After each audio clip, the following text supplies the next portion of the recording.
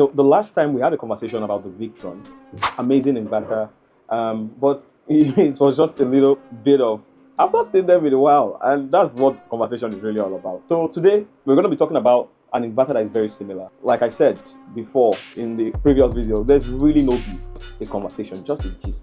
You get what I'm saying? The first time I saw a Schneider inverter, it was at I think Dr. Solar, AWPS Renewable Energy.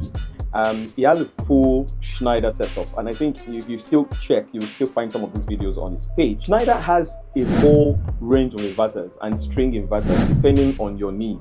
They have hybrid inverter or chargers like the Connex SW, good for grid tie plus battery plus backup combination. Like with some premium setups, the system often needed more than just plug and play.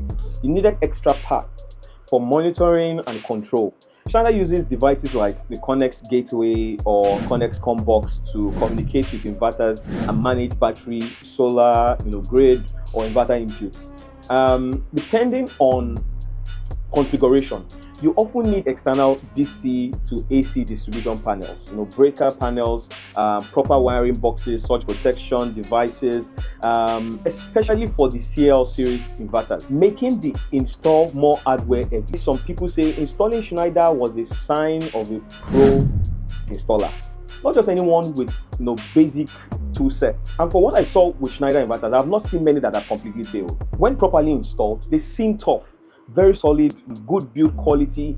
But on the flip side, with how Nigerians like convenience and given the high cost and complexity of full-blown systems, hybrid, backup plus gateway, combox plus panels plus wiring, etc., many people began to prefer simpler all-in-one hybrid inverters. Less boxes, less configuration, cheaper, easier to manage. So in Nigeria today, while Schneider Electric clearly still has quality gear, globally, I think what changed is what people expect from their solar system.